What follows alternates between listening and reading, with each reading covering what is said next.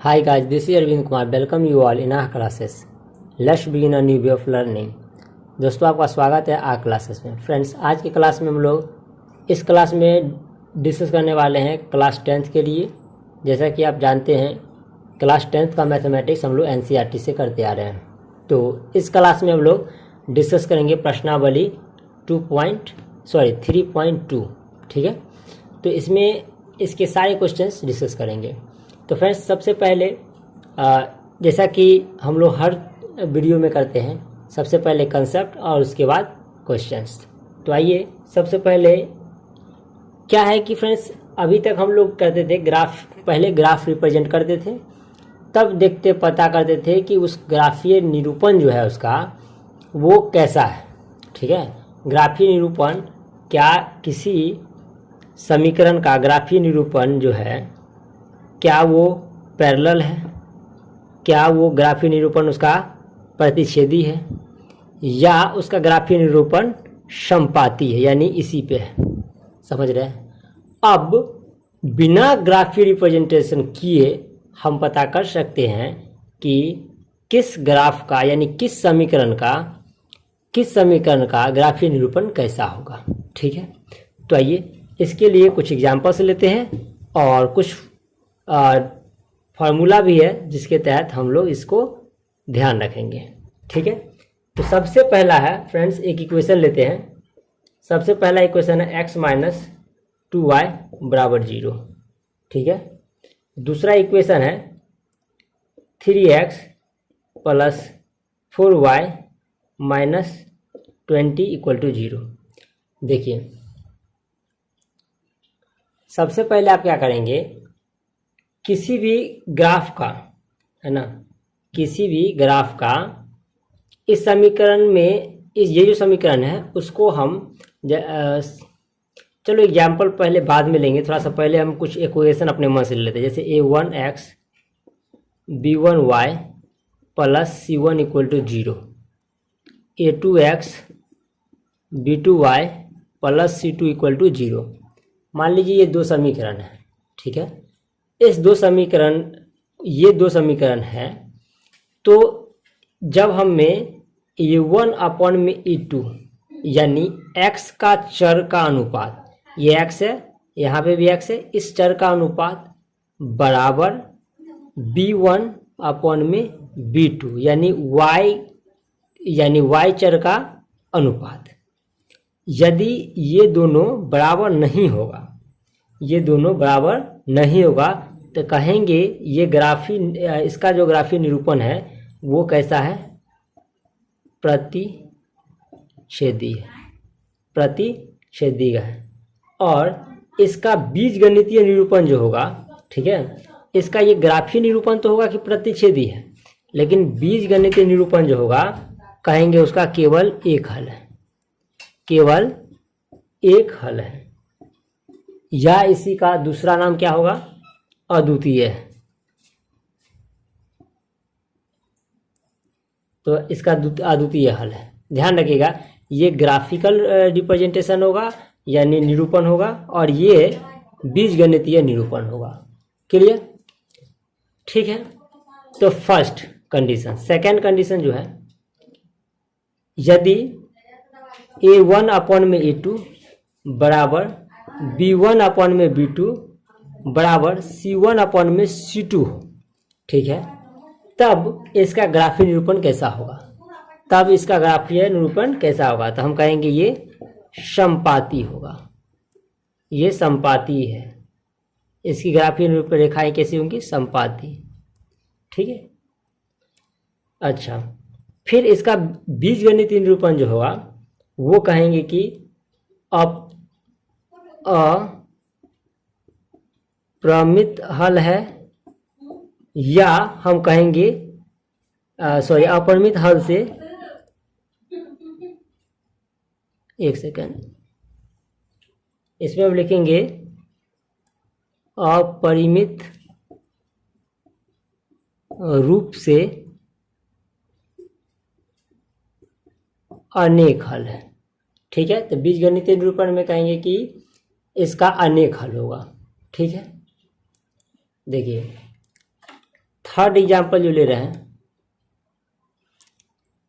अगर इसका अनुपात A1/A2 बराबर B1/B2 बराबर नहीं होगा C1/C2, तो इसका ग्राफीय निरूपण जो होगा वो समांतर रेखाएं होंगी, समांतर रेखाएं होंगी, ठीक है। और अगर बीजगणितीय की बात करें तो इसका कोई हल नहीं होगा, कोई हल नहीं, इसका कोई हल नहीं होगा, ठीक है।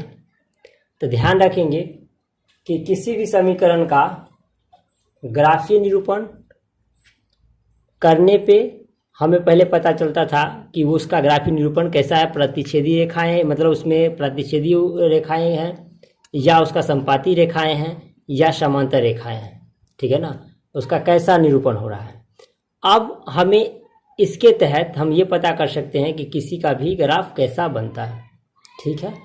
तो इसी का प्रयोग करते हुए आइए फर्स्ट एग्जांपल से समझते हैं कि ये इक्वेशन कैसा है, यानी उसका ग्राफीय निरूपण करेंगे तो कैसा होगा या उसका हल कितना निकल सकता है, ठीक है। तो देखिए इस एग्जांपल को समझते हैं, ठीक है। तो देखिए A1 का जो मान होता है x का गुणनफल होता है, यानी अचर, है ना। तो x के कितने हैं यहाँ पे, तो A1 के जगह पे होगा 1, है ना। अच्छा, B1 के जगह पे यहाँ कितना हो जाएगा, तो -2, C1 के जगह पे कितना होगा, वो हो जाएगा 0, ठीक है। अब देखिए एक बात का और ध्यान रखिएगा, ये जो C का जो वैल्यू है या तो दोनों बराबर की इस साइड ही रखिएगा दोनों का मान, या दोनों को उस साइड रखिएगा, ठीक है ना। इसमें तो नहीं तो उसका चिन्ह जो है सो बदल जाता है, ये हम पहले भी बात कर चुके हैं। A2 की बात करें तो वो 3 हो जाएगा, B2 की बात करें तो 4 हो जाएगा, और C2 की बात करें तो -20 हो जाएगा, ठीक है। अच्छा, इसको अब लिखेंगे A1/A2। अच्छा, A1/A2 का वैल्यू कितना है, 1/3। B1/B2 का मान कितना है, -2/4, कट करेंगे तो 1/2 यानी माइनस में। आप देख रहे हैं कि A1/A2 बराबर नहीं है B1/B2, बात समझ रहे हैं। A1/A2 बराबर नहीं है B1/B2। देखिए ये और ये वैल्यू बराबर नहीं है, जब बराबर ही नहीं है तो हम आगे इसके बारे में क्यों सोचेंगे। तो हम फिर कहेंगे कि इसका ग्राफीय निरूपण कैसा होगा, प्रतिच्छेदी होगा, प्रतिच्छेदी होगा ग्राफीय निरूपण। और अगर पूछा जाए कि बीजगणितीय हल कितना होगा तो कहेंगे कि उसका केवल एक हल होगा, ठीक है।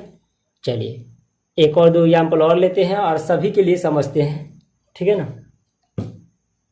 चलो इसे रफ कर लेते हैं, उसे नोट कर लीजिएगा, वीडियो को पॉज करके सारे क्वेश्चन आप नोट कर लीजिए, ठीक है ना।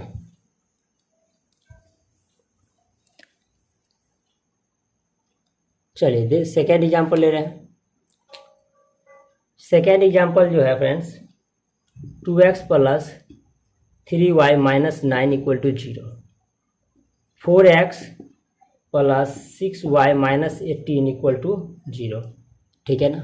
या तो आप ऐसे करके लिखिए, ठीक है ना, या नहीं तो इसी को इक्वेशन को आप लिख सकते हैं 2x + 3y = 9 और 4x + 6y।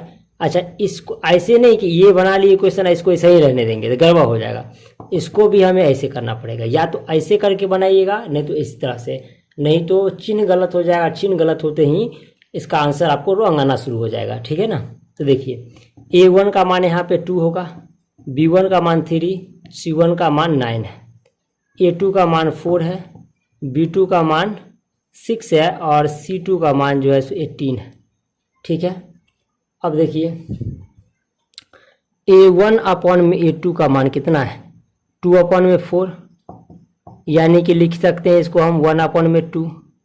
B1/B2 कितना होगा, तो 3/6, इसको भी लिख सकते हैं 1/2।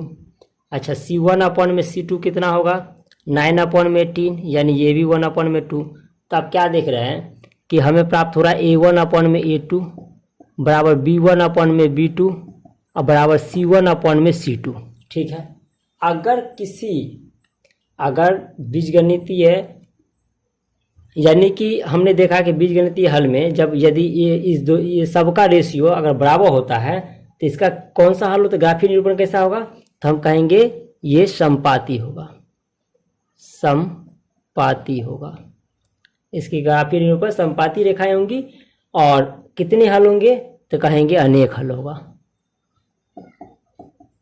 अनेक हल होगा। ठीक है, चलिए नेक्स्ट एग्जाम्पल लेते हैं और बाकी को भी समझते हैं, इसको नोट कर लीजिए। चलिए एक दो एग्जाम्पल और ले रहे हैं, फिर एक्सरसाइज पे आते हैं। अच्छा, इसी से जुड़े एक बात मैं और बता दूं, ठीक है, इसी से जुड़े एक बात और मैं बता दूं कि क्या, कि यदि आपसे क्वेश्चन में ये भी पूछा जाता है कि किसी हल का यानी किसी समीकरण का समपाती है, उसका हल समपाती है या संगत, असंगत और असंगत करके पूछा जाता है क्वेश्चन, ठीक है ना। कहा जाता है कि अगर रेशियो पता हो तो हमें ये पता करना रहता है कि वो संगत है या असंगत है, तो इसके बारे में भी हम बात कर लेते हैं, ठीक है ना। तो चलिए पहले एक कंडीशन उसका समझ लेते हैं फिर। तो देखिए थर्ड एग्जाम्पल है x plus 2y minus 4 equal to 0, ठीक है, और लिखा हुआ 2x plus 4y minus 12 equal to 0।